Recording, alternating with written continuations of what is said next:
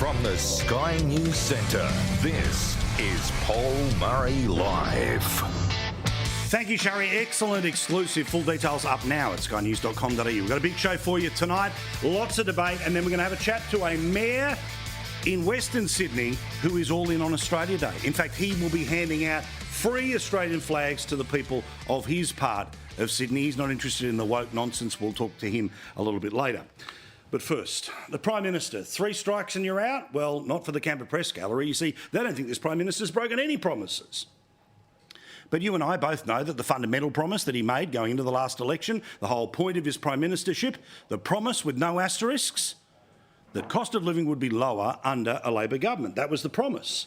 Reality, of course, well, quite the opposite. Then there was the promise as he and candidates and shadow ministers went from construction site to construction site saying, we're going to build more infrastructure, this road here and that bridge there, and obviously no dams, but plenty of promises that there was going to be infrastructure. But then, of course, they turned around, delayed an awful lot of projects and then just cut 82 projects that they had gone to the election in part saying that they were going to deliver.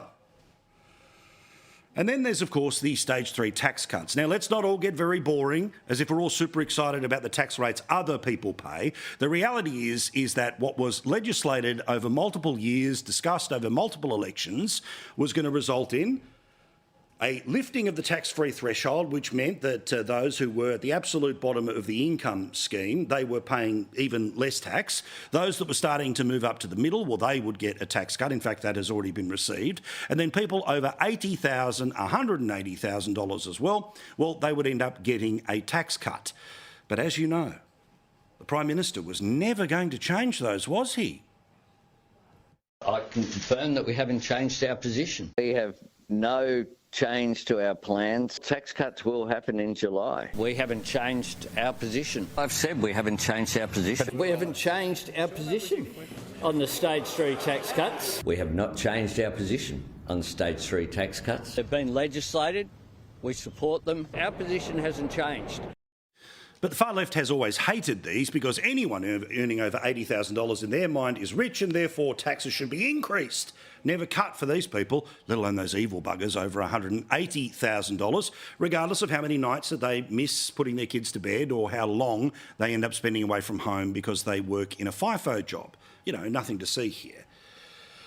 But there are plenty of people like the Australia Institute, which is the think tank of the Greens, the ABC, the Guardian, all the rest of it. Often you'll see the Australia Institute constantly quoted as the big brains who say we should, among other things, get rid of the stage 3 tax cuts. Then, of course, the think tank for the ABC is reported by the ABC as people agree with the think tank, and mounting pressure becomes the narrative, not news. Remember, we've talked about that a lot over the past few years, where you try to make it seem like something is happening and going in a certain direction because it's the direction you want the news to go in.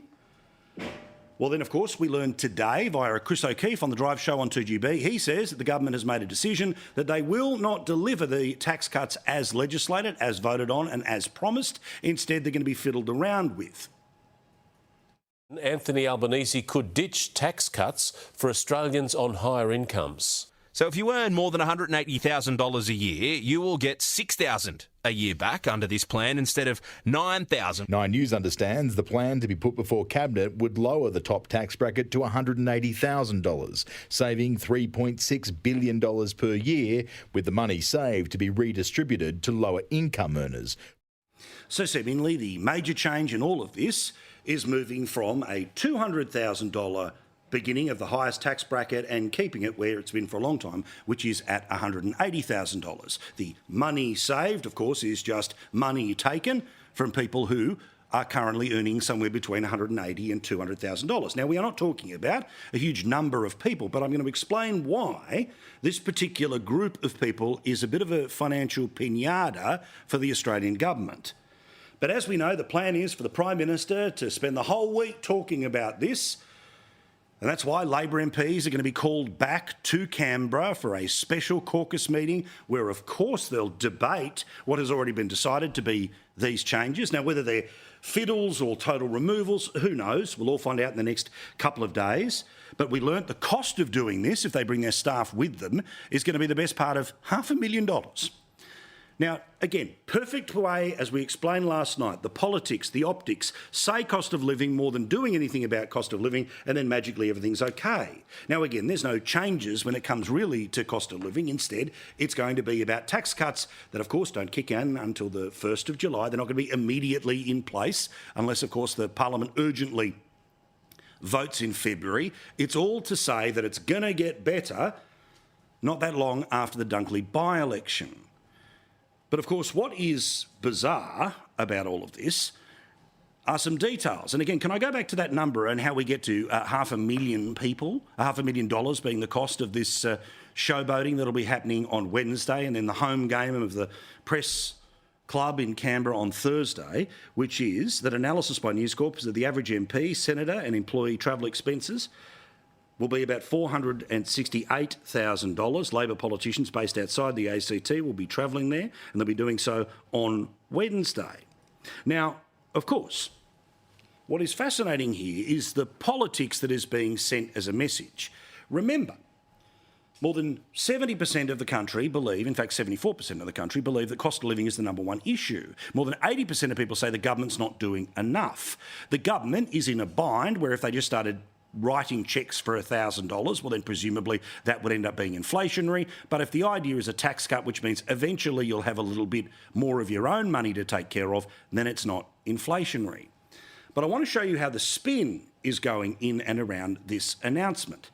And I'm obviously not going to have any problems with people being able to keep more of their own money to be able to pay the excessive bills that have all happened since this bloke became the Prime Minister. But what about this spin that comes to us via some of the papers today, that all of this is going to be focused on low to middle income people? And of course, all of this is a way of winning back middle Australia. In fact, quite specifically, PM hints at cost of living relief for low to middle income earners. Now, where have I heard that term before? Oh, that's right. They're the 10 million people that this government already took $1,500 off. Remember, during the pandemic, low and middle income earners around the country were able to have an automatic tax return of at least $1,500 out of the federal government, meaning they were able to keep $1,500 of their own money. This was to, in part, help pay for all of the issues that came in and around COVID. It was kept around for another year, but because they wanted to get the budget back to surplus, they decided that this money had to be taken away. And in actual fact, the Assistant Treasurer said that this was to deal with inflation, that the government had to hold on to more of your money because it was a way of dealing with inflation.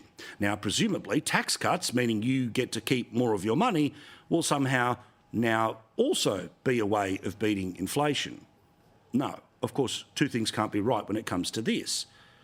But again, remember, 10 million Australians didn't get $1,500 last financial year, won't get $1,500 this financial year because of the decision that was made by the Albanese government. And even left-wing commentators like Ross Gittins and the Channel 9 newspapers referred to the move as sneaky. You may remember night after night when we talked about this as something that was very obviously happening before our eyes, an example of something that the government should not have done, should have delayed for another 12 months to guarantee that Australians had $1,500 extra of their own money. Now, about 16 million Australians have a job right now, so 10 million of them being able to have an extra $1,500 last year would have really helped. Instead, the government sat back and didn't give the money out. You see, there were no by-elections. There was no polls they truly had to worry about. Their assumption last year was that everyone would be distracted by The Voice, and largely that's what Canberra politics did. And you see it in the reporting. Watch how few people in the next 24, 48 hours will even mention that the government already took $1,500 off you. So now if they're going to magically give you $1,500 back, well, it's already what you already had. If you end up slightly in front of it, well, minus whatever the number is by 1,500, and that is the decision that was made by this government not to have that automatic tax return for 10 million people.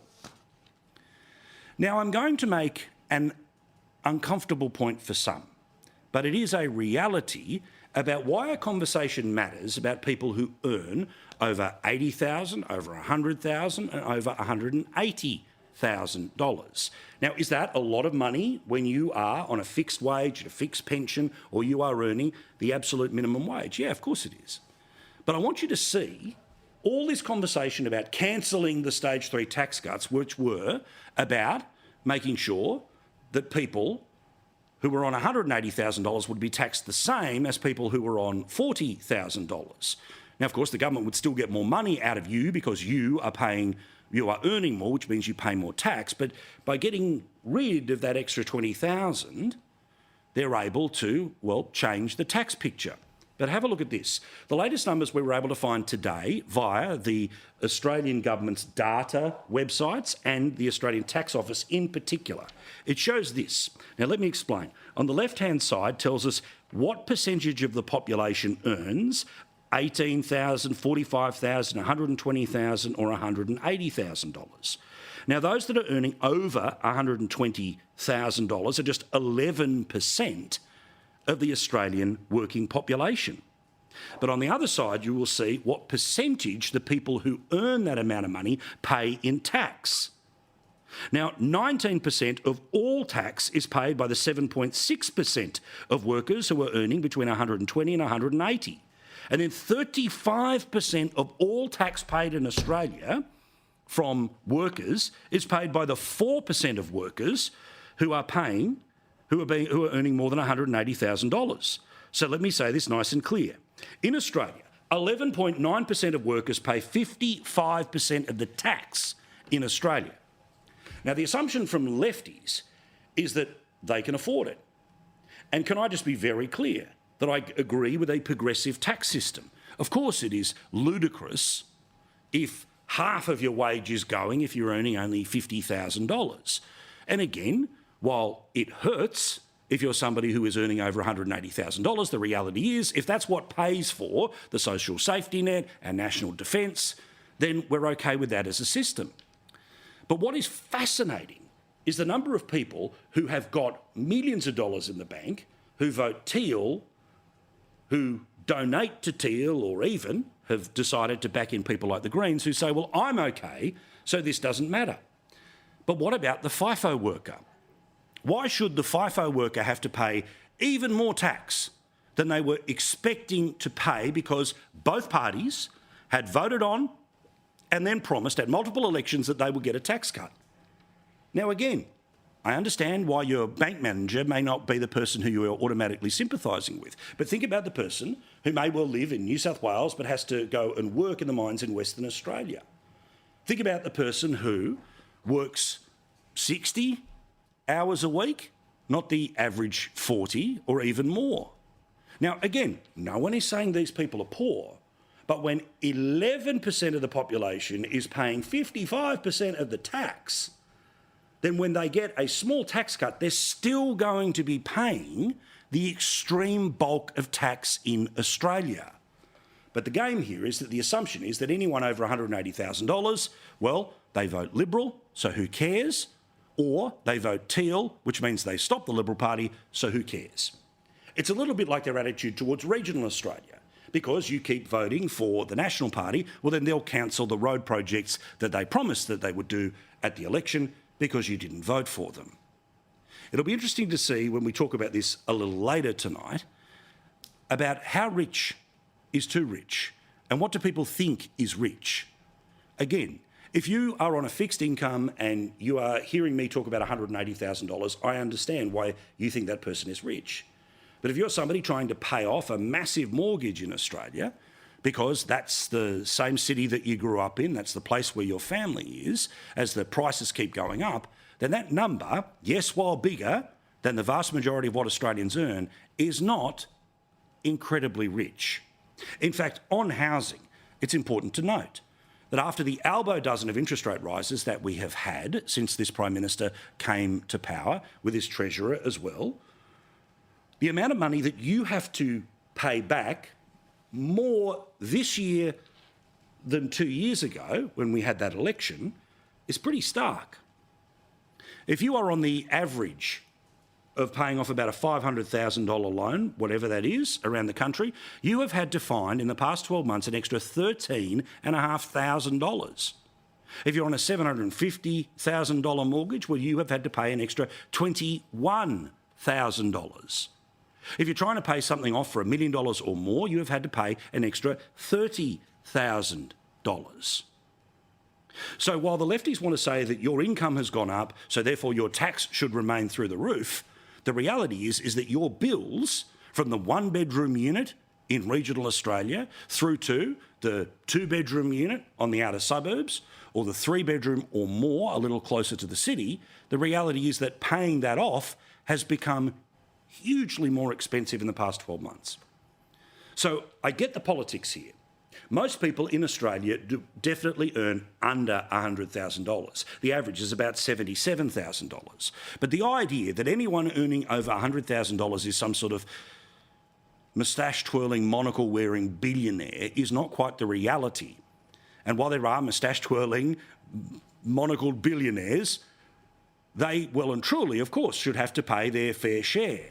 But the idea that 11% of the country pays 55% of the tax, when in actual fact those same people, because of all of the different giveaways and all the rest of it, they don't get much back from the government, yes, occasionally on things like negative gearing, then the system is kind of balanced where it is. As soon as you start to have a scenario where those people don't claim anything from the government, yet you keep the tax rates incredibly high, well, of course, that becomes, in my view, unfair.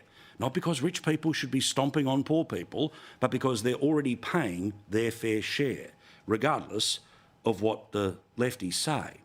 And meantime, you should also know that there are now 1 million Australians that are currently having mortgage stress. That's the reality of the economy that we are right now. This is why one speech and one caucus meeting and one fiddling of the books at $180,000 is not going to change things. But Albo and Chalmers, they think that the politics is on their side, and they can backslap each other all the way to another election win, beginning in Dunkley in just a few weeks' time. All right, let's pick up the pace with some other stuff now, including another flop from the Labor Party where they promise big and deliver very little. Now, in June of last year, the promise was that there was going to be the fast-tracking of visas from people from overseas to come and work in our aged care facilities. Why? Because we wanted to get a nurse 24/7 in every single aged care home. We know that's been delayed. Well, we learn amazingly today about just how few people have actually taken up this offer. In fact, according to the Australian newspaper today, just 2% of visas have been granted under the scheme almost a year after it was established. In fact, we are now just talking about 155 workers that have been brought into the country to work in our aged care facilities after the government said that they were planning to fast-track those people into our country. What a surprise. Another Labor fail.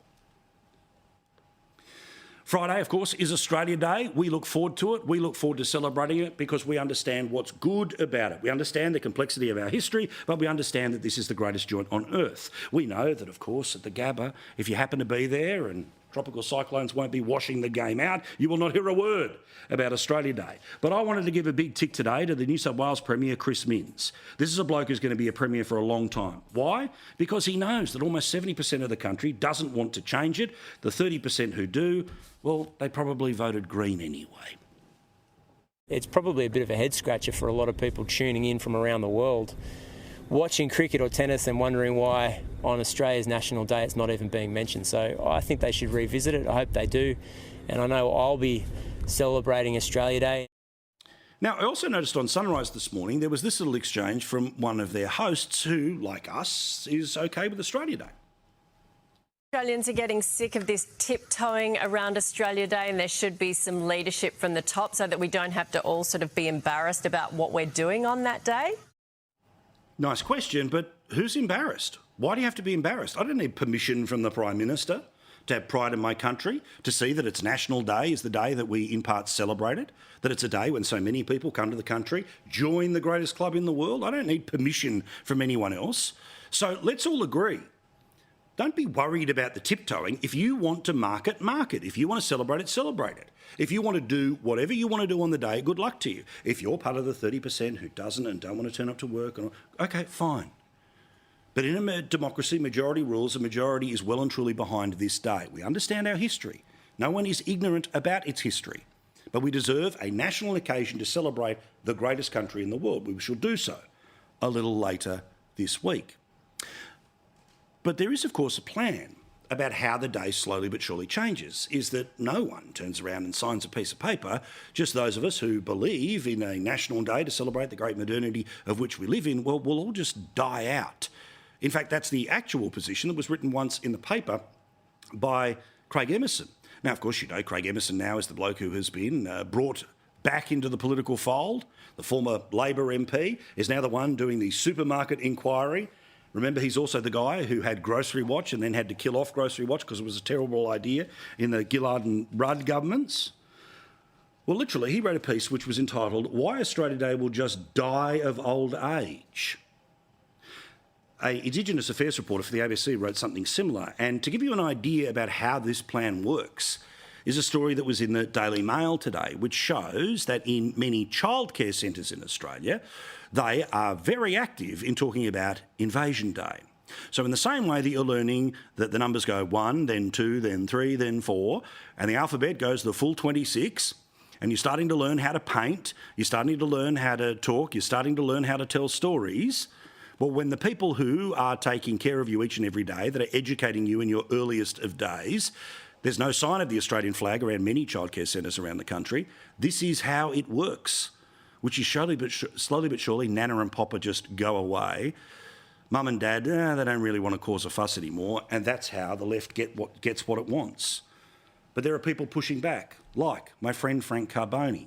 Now, Frank is the Mayor of Fairfield in Sydney's West. This is a richly diverse place where 79% of people in that local government area speak a language other than English at home. Frank will be on the show tonight because in his council area, they have spent thousands of dollars buying little Australian flags to hand out to anyone who wants them in the streets of Cabramatta, in the streets of Fairfield, and all around. We'll have a chat to the Mayor a little bit later. But also, we've spent a lot of time talking about the retailers who are not stocking anything when it comes to Australia Day. Well, I wanted to put up a list on television about where you can buy stuff. Now, will this change the Australian economy? No. But if you want to support people that are still holding on to some form of Australia Day merchandise, then go to Coles. If they can't find it, then ask, hey, can you check out the back if you've got any Australia Day stuff? They've got it at the Reject Shop, they've got it at Best and Less, they've got it at several super IGAs around the country. If you want to get a flag, they make them in Victoria and they can send them around the country by the end of the week. Flagworld.com.au. You can get the boxing kangaroo flag, the Australia Day flag, all the rest. And if you're lucky enough to be in South Australia, you can go to Drake's. But if you really want to go to Drake's to get something, you should do it pretty soon, because here's the boss saying they're selling out of it. It's been that good, we're probably going to sell out of all Australia Day merchandise. We give our customers the ability to choose whatever they want to buy, as long as it's legal. And Australia Day merch is something that they definitely want to buy. See, that's the point. Now, I know that much fuss has been made about who we're going to boycott and not boycott. I'm not into all of that. My point with Woolworths wasn't that they were stocking or not stocking, it was that they had to make the big announcement that they weren't stocking. So, yes, we can all be cranky with them, but actually use your money. Because here's the thing. When companies only hear from the people who complain about the things that they do, they respond to the people who complain. But if companies see that there is a spike in sales for certain products at certain times of the year, guess what they do? They stock them again next year, and then the year after and the year after that. So if it's $5 or $50, go to those businesses. Put the link up again. Now, we know that Coles has got something, but who knows whether their board gets taken over by wokies in the next few months. But go to the Reject Shop, go to Best and Less, go to Super IGAs, go to Flag World, go to Drake's. Our thoughts are with everyone in Queensland this week, particularly because there is going to be yet another cyclone. This one is going to be Cyclone Kirrily. It is expected to form tomorrow. These are the latest maps that we have from the Bureau, which can show you how it's going to come in. The particular focus of where it's going to be hitting is going to be somewhere between Ayr and a little south of Cairns. But when you actually have a look at the rain that may well be around there on Friday, it looks like the Gabba could actually be covered in rain. The Gold Coast could as well, but all the way up to my mates at Charters Towers. But even then, if you're in Charters Towers, I reckon even if it's piddling down with rain, our mates will still have the drive-in open, so make sure that you go there for the double feature on Friday night. But we will keep an eye on this in the next couple of days. All right, let's get straight to the debate. We will do so straight after the break, none other than Nicholas Rees and Matt Canavan. Let's talk about how rich is too rich for a tax cut and a whole lot more.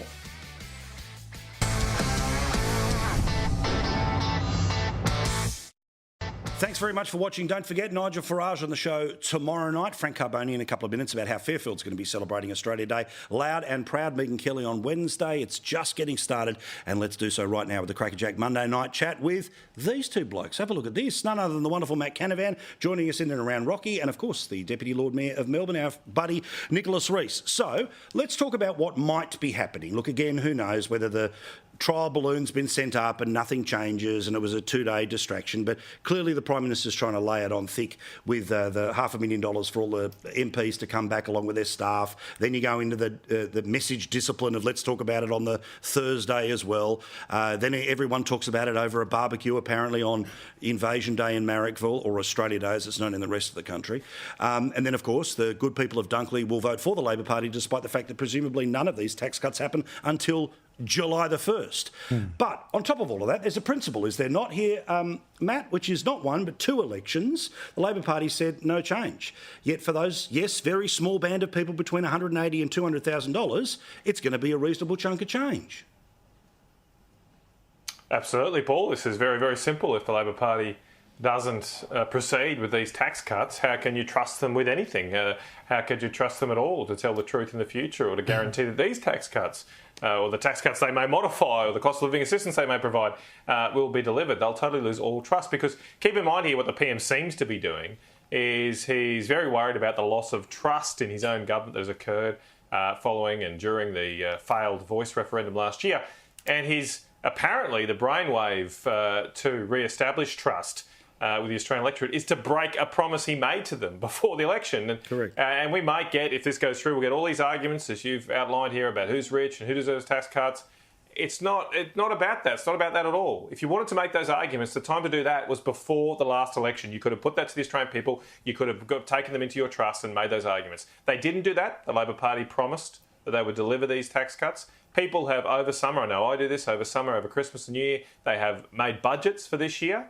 And if this government then turns around and rips those budgets to shreds just months before the tax cuts come in, they will rip their own credibility to shreds too, and the Australian people will hold them to account. So, Nicholas, the politics in and around all of this, you can talk about the broken promise part of it, but also a lot of the data that I just put up there before, right? Which is, if you are paying off a house from $500,000, $750,000 or $1 million, it is many, many thousands of dollars more that you've had to find to be able to pay that off, right? And that's about a third of the country doing it for themselves, a third also doing it on the behalf of rental property, so you end up with 2/3 that are in that particular conversation. You also have a scenario where this government, which is now going to want credit for delivering tax cuts for low to middle income earners, took away $1,500 automatic tax returns for the very people they hope to take care of. So is the assumption that everyone is stupid and doesn't remember what they did last year because what have you done for me lately is always the rule of politics? Well, look, I think that the stage 3 tax cuts, it's certainly the way they've been designed, have always been bad policy. There's not a serious economist or tax expert in the country who thinks that the way that they're targeted is a good, well-targeted set of tax cuts. Absolutely. So I think as long as the government makes good on the quantum, the $320 billion over a decade, but refashions them so that they help with cost of living, then I think the good policy and the good politics could come into alignment. I mean, there is a genuine cost of living crisis out there, which Matt might try to deny, but it requires action from government. And the best action is to ensure that the relief, Matt, goes to those people who need it. Now, under the current design of the stage 3 tax cut, you've got 50% of the value of the tax cuts going to the 5% of people who are on the top income tax bracket. Because 50% of the value is going to the 5% of people at the top. That's not what Australia needs. Good policy and good politics demands that they refashion this. Let me jump in. So again, there's the very fundamental philosophical conversation. We all agree with a progressive tax system. The more you earn, the more you pay. Okay, that's the way it works. But at some point in time, the people who are paying the most are allowed to be the beneficiaries of a tax cut because, yes, while the financial burden is obviously very different than somebody who's earning $70,000, the reality is that their bills may well end up being bigger because, God forbid, they want to live in the middle of Melbourne or the middle of Sydney, or they want to live in the same place that they grew up on a nice patch of land or a family farm or all the rest of it in places like Rockhampton. So I'm going to ask you the question that I have no doubt, Nicholas, you are practiced to dodge, which is 11.9% of workers are paying 55% of all of the tax, right? They're the people who are 120 grand and above. At what point does anyone over $120,000, why are they ever allowed to have a tax cut? Or is the idea that once you're earning 120, 160, 180 or 200, you've just got the life of Riley, you're just sipping champagne all day and you'll never get a tax cut? I mean, talk me about the philosophy here, because constantly all these people say it'll cost the budget $7 trillion over the next four millennia. They make it off the point about the highest income earners. Well, Paul, you'll be very pleased to know that I'm not sitting here saying that someone on $200,000 or more shouldn't get a tax cut. They've probably worked very hard to earn that income, and they deserve they were promised some at the relief. election All by the I'm government. saying is, I'm talking here about a refashioning of the tax cut. So instead of someone on 200 grand getting a $9,000 tax cut and someone on 120 only getting $2 grand, maybe we could just shift the proportionality a little bit. So those people on 120 who are really struggling at the moment with cost of living pressures, they just get a little bit more relief. Like, that's where the need is greatest at the moment. But the person on 160 those on 200 or still get a tax cut. might be paying off a home loan for $1 million for a modest house in any of our major cities, and they've had to find an extra $30,000 as a result of the elbow dozen of interest rate rises. But again, Matt, we may well be getting into the reads here where people are going numbers, yawn. None of these things actually apply. But again, it is amazing how, when Labor break a promise, the media will let them off, because the media want them to break a promise. But they voted for it in the Parliament. They went to 2 elections stating it to be their position. And we're not breaking a promise, we're refashioning the promise. I love that one. Well, the media might, I noticed that. There's new euphemism there for breaking promise, refashion. But the media might let them off, but I don't think the Australian people let them off, Paul. And this is just Julia Gillard 2.0. This is these were going to be tax cuts under a government lead, and the Australian people did not forget that with Julia Gillard. They did. Labor Party paid a huge price for that broken promise, and I think they will honour this too. And keep in mind, I think the whole language here is wrong. It's not about giving people a tax cut. It is a tax return. It's returning some of the extra taxes that government has taken from you because of inflation. So the top tax-free threshold has been $180,000 since 2008. Great point. And of course, we've had massive inflation, especially in the last few years since that time. So $180,000 in 2008 was a lot more money than it is in 2023. So if that top threshold had kept up with inflation, it would now be $255,000.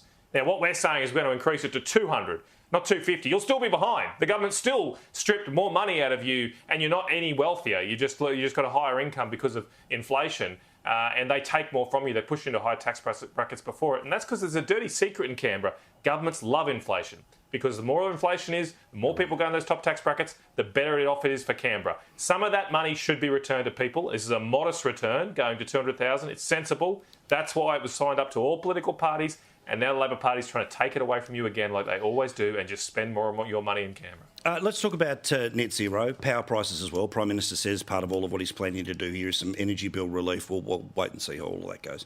But there were some interesting comments which have been made in the past couple of days about people who are now openly saying that the people who end up paying for the transition to net zero are the people who pay power bills.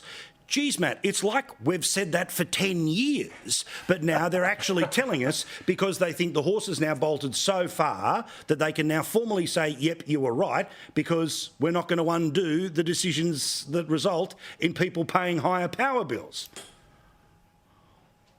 Yeah, I think we must all just have complete amnesia and forget about what they said just a few years ago. We were all told, of course, that signing up to net zero would in fact lower power prices because it would be more renewable energy. In this country, we were told there was quantitative modelling showing that you'd get $275 off your power bills. But now we've had overnight there in Europe, the head of the wind division in Siemens Energy say that no, net zero is going to mean higher power prices for people. Now, this is one of the biggest developers of wind turbines in the world.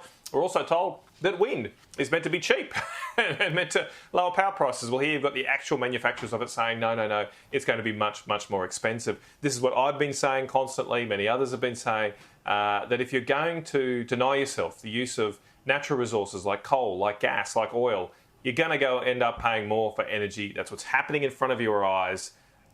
Don't let them hoodwink you into thinking that what you see in front of your eyes, what you can see in your power bill, is somehow wrong.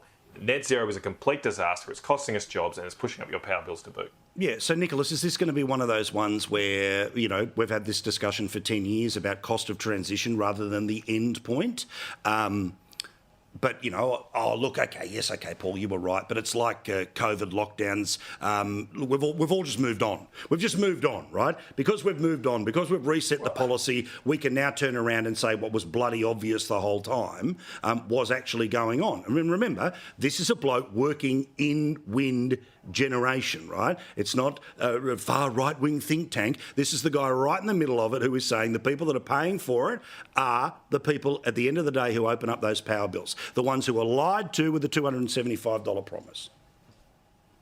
Well, I mean, I think what is bloody obvious is that you can't build a wind turbine or a solar farm for free, and you can't upgrade the energy system for free. But the ultimate outcome of those efforts is cleaner and cheaper power. Now, Paul, when they got rid of the horse and buggy and replaced it with the automobile, there was obviously a cost to the automobile. When they got rid of the old dirt track that the horse used to ride down and upgraded it to a beautiful bitumen multi-lane highway, there was obviously a cost It was something called the free market. Now, people just built it and they humanity bought it. is better off as a result. Now, Well, Matt's going to sit there and tell us we'd all be better off. We'd all be better off if we just stuck with the dirty old coal.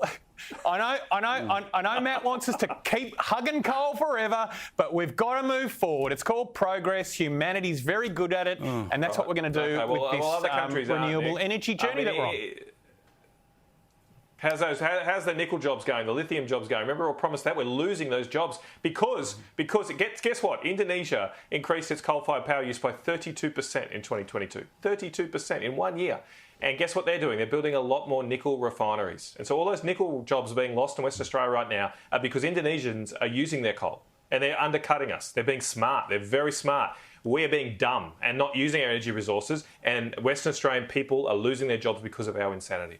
Well, of course, another point, as we've mentioned since we came back from the break, and as people slowly move their way back towards school, of course, in Queensland, shout out to my beautiful nieces, my goddaughters, my beautiful, beautiful little buddies, to Kate and Emma. They started school on the sunny coast, so g'day to them and all the kids who went back. There's new people watching us all the time. We had some data that showed that manufacturing insolvencies last year was a giant jump on the year before. Geez, I wonder what's one of the reasons why a manufacturing company might go broke. Oh, that's right, the cost of power. So again, the government says, we want more stuff built in Australia, but if you want to do any of it with any sort of connected to the electricity grid, it's going to cost an awful lot more. But, that's all right. By the time we hit 2050, it'll be cheaper than it was in 2005. OK, we'll see where it goes. Now, also, ACTU today came out and was talking about casual workforces. Now, of course, in the December month, 105,000 people lost their full-time jobs. It was replaced by about 40,000 people who ended up getting part-time or casual jobs, and these are more flexible, but the reality is they don't have the same protections. Now, they want a scenario where if you are a casual worker after the best part of 12 months, then you should have the ability to go to the boss and say, hey, move me over to the full-time, move me over to the permanent employee rather than the casual. Because apparently only 5% of workers made that transition in the past 12 months. Now, Matt, to me, it seems logical that a worker for their security should be able to, at a point, talk to the boss about saying, mate, how do we make this permanent? But if just 5% of people are doing that, is that because the boss won't let them or because they quite like casual employment? Well, look, we introduced, when we were in, I agree with your premise. When we were in government, we introduced casual conversion rights for workers. I think you're right about that. If someone's got in a job for 12 months on a regular roster or more, they should have that potential. So they can, under our laws, they can request that of the employer. The employer can only refuse that on limited grounds. Now, the reality is, I do think a lot of people don't want to go permanent, primarily, Paul, because going permanent means a lower wage. Yes, so correct. if you go to a permanent position, you then get entitlements. You don't get lower benefits, you just get non-cash benefits in terms of holiday leave, sick leave, etc. A lot of people on the casual employment like the higher wage, and therefore they've got to fund their own sick leave. Obviously, they've got to fund their own holidays, but they prefer that. And so I think that's a lot behind it, to be honest. And I know the ACT, you want to strengthen these casual conversion laws. To be honest, I think it's just a campaign from them that unions have to do. Agreed. I don't think even if these laws go through, it's going to make much difference to how many people actually want to become permanent. Well, I also think they're talking about it right now because they're trying to take some of the hit off the MUA at the moment, who's already got very well-paid workers that are going for very, very big pay rises at the moment, and they want to sort of turn this to the broader conversation at all times, a little bit like the tax cut conversation the PM's going to get involved in. But, Nicholas, again, if already the law is clear that you can go to the boss after 12 months and say, hey, can we make this permanent, what needs to change? Well, I think it'd be good if more people joined a union and organised so that they could get a bit of worker power going so that they could get those employment terms being more favourable and give them that permanent employment. I mean, look, I agree with Matt that casual employment is an important part of the economy. No one's going to argue against that. But the fact is that workplaces have taken advantage of that. It's very interesting, in the universities around Australia, there's been a huge barney going on for the last 2 or 3 years because they've had these huge casual workforces with tutors and lecturers and things like that. And there's been a big union campaign, and now you're seeing thousands of workers in the universities moving across from casual employment to permanent employment. And I think that's a good thing for the workforces in Australia's universities, and ultimately it's a good thing for the universities. And I actually think the moral of the story is by people joining the union and getting active, they've actually got a better outcome for the institutions and a better outcome for themselves. I disagree very strongly. But all right, thank you very much, lads. All the best for Australia Day in a couple of days' time. What's going to be happening in around your part of Queensland, Senator? What are you going to be doing? Going to a citizenship ceremony on Australia Eve, in fact, because it's been moved to there. But that's okay. I understand councils in regional areas are resource strapped. And then another award ceremony on Australia Day itself. So probably head down to the beach party as well at some point with the family. It'd be a great day. I won't be going to the Test cricket. I won't be doing that. Good boy. Don't do that. It looks like it might get washed out. Switch it on. Look, anyway, be a bit of karma. Looks like it might get washed out on Friday as a result of the of what's going to be happening with the cyclone. But we'll see. Nicholas, what's the plan for you? Because you are pro-Australia Day. Well, I am indeed. I will be officiating at, I think it'll be the biggest citizenship ceremony in the country at Melbourne Town Hall. And then we've got festivities on at Federation Square and other activities around the municipality. So it'll be great. Look, I do support changing the date, but while it's set at January 26, we will get behind it and support the events on in Melbourne. Don't worry, he'll do the smoking ceremonies and the citizens, all the rest of it, but I just wanted to ask. Thank you, lads, do appreciate it. All right, quick break, back with more. Let's have a chat to a bloke in Western Sydney whose community, 79% of them speak something other than English at home, yet they're all in on Australia Day. I'm not doing the debate anymore. We are backing it in. The majority of people do, so let's do that with Frank Carboni next.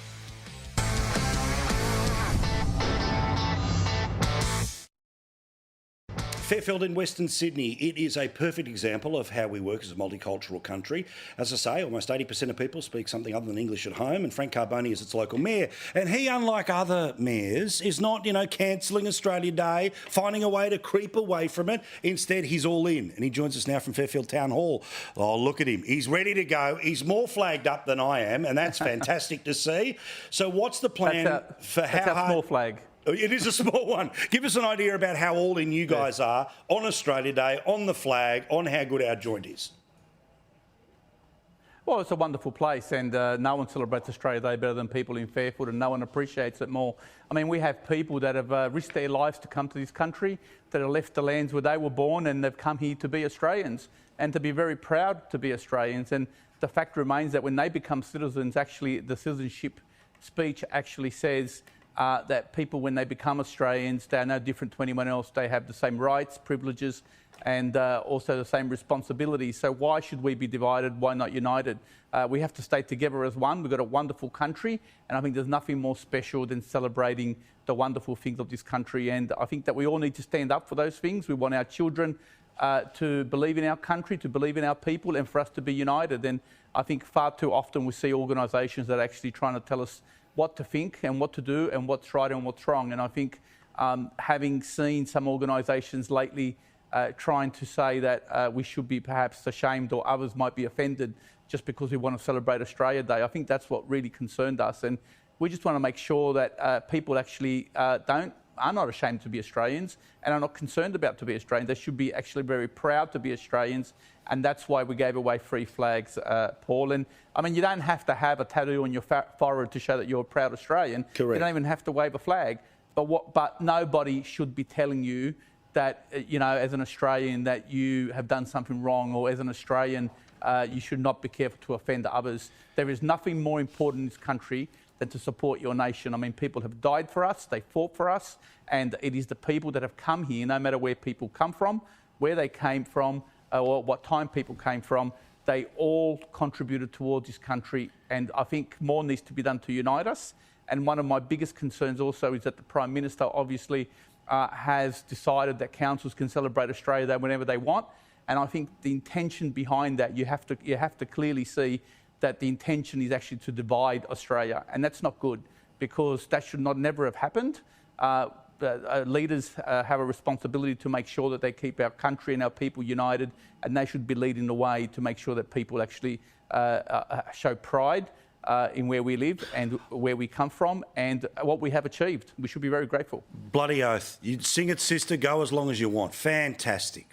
This is exactly what we want to hear, the unity about what is in front of us today. We've all got a story behind us, but the one in front of us is the one that is unwritten, and let's all do it together. So about the flags, paraphernalia, bunting, all the rest of it, how many do you have? How many have you handed out? And can anyone still get more from the council? Or are you out? Well, you're done? we can't keep up. Yeah. No, we can't keep up, Paul. We do have plenty more. We've got about 10,000 flags, but we keep on ordering them in. But what is important, I mean, we're having businesses phoning us up now if they can get flags to give out to their people. We've been overwhelmed with support from local communities. And Paul, I mean, I'll be conducting the Australia Day ceremony on Sunday. Sorry, I should say on Australia Day at our water park. But the wonderful thing is that I actually have another 2 celebrations on the same day, and it's actually multicultural communities that will be actually holding those Australia Day celebrations, because they are so proud to be Australians, so proud of the opportunity this country has given them. So, but if anyone in Fairfield wants a free flag, come to one of our libraries, come to our leisure centres. We've got plenty of flags. We want to give them away. But most importantly, what we want to do is people to be proud of where they live, and we all need to be united and make sure that we stand together on this wonderful day, which is for us to actually celebrate who we are, and that is Australians. Mr. Mayor, you are awesome. Could you be the mayor of every council? We'll find a way to do it. Well, I don't know. We'll change the damn constitution. Well done to you. Well done to everyone in Fairfield who is showing their pride in their country. Thank you, mate. Night. Do appreciate it. I reckon later in the week we might actually make our way towards Fairfield, go and have a look at just how much pride is there. Literally thousands and thousands of flags everywhere from, Horsley Park to Cabramatta. I'm just looking at the map of the council area, from bakeries to the local council. I love it. Be proud of this joint, just as Frank is, just as the people of Fairfield are, and I know you are too. More in a sec.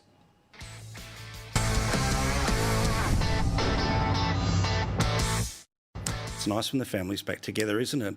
We'll, of course, have Chris Kenny back with us at 5 o'clock next Monday, but when it comes to the late debate, they're all here together again. See you tomorrow.